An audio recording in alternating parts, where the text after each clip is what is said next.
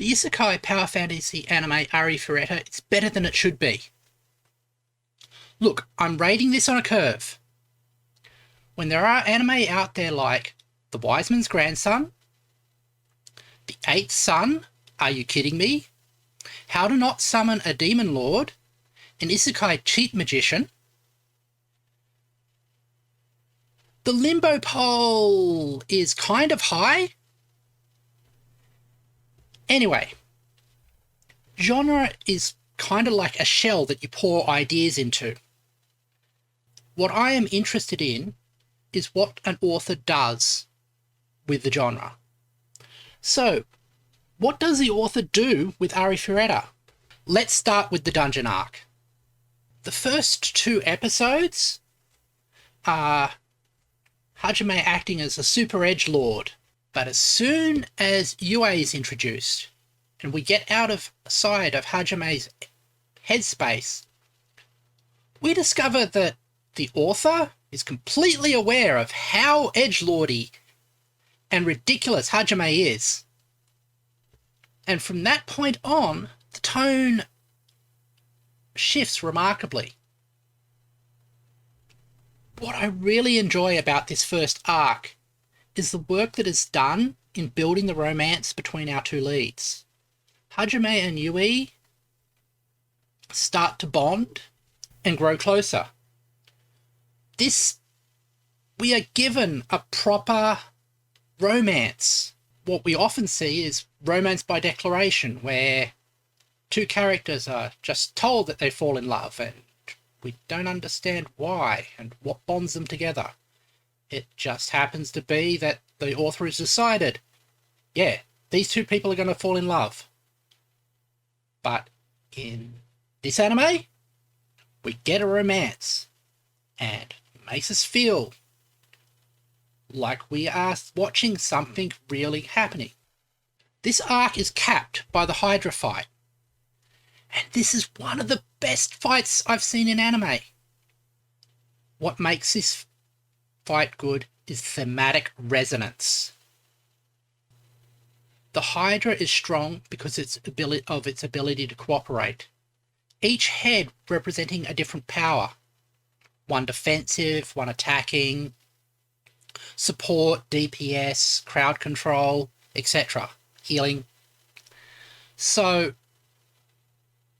the Hydra is symbolically cooperation.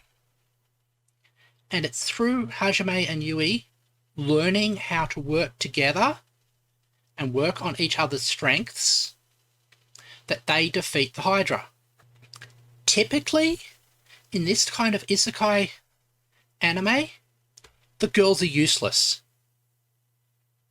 They are basically sexy lamps. They don't actually contribute to the plot in any meaningful way. However, Yui and the other girls have abilities that Hajime doesn't have access to. And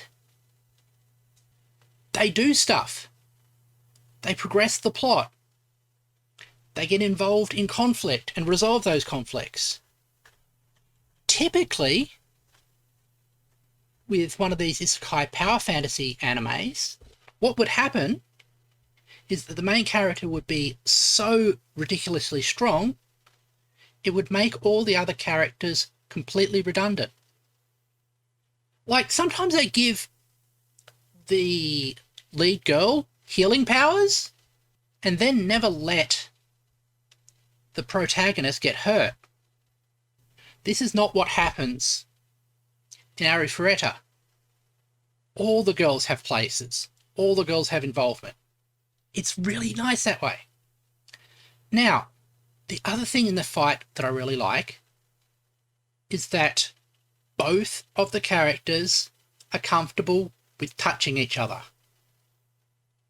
And that might sound strange. Why is this a good thing? Why is 2 characters who are supposedly romantically attracted to each other being physically intimate so notable that I have to mention it? Because it very rarely happens in this kind of anime. In any kind of anime. A lot of these anime, their primary target audience are boys who are physically mature enough to want to touch girls, but not emotionally mature enough to be comfortable with actually having intimacy with a person.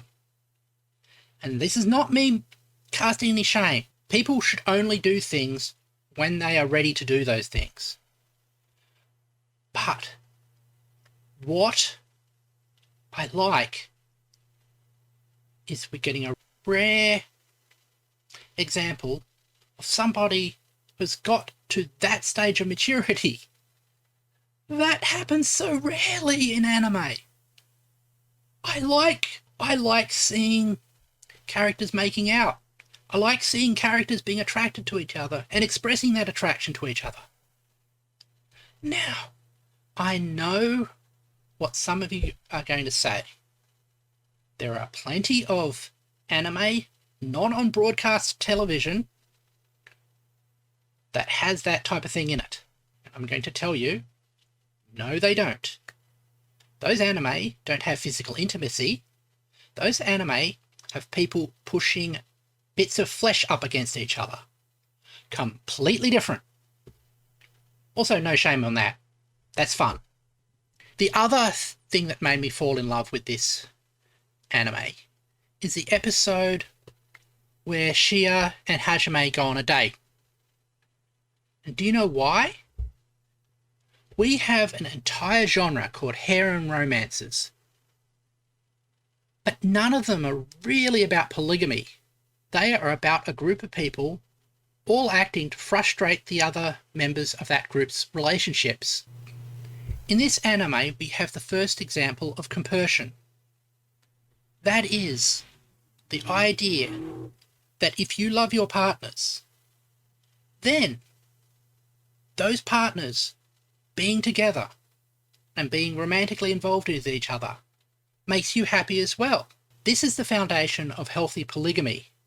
So, this anime, while being incredibly generic, has these moments of pure brilliance where it does things that are so rare in anime. And it does things that I really, really enjoy and really want. I want to see more anime like this. I want to see more mature expressions of romance. I love these things. Please, give me more. And that's why Arifureta is better than it should be.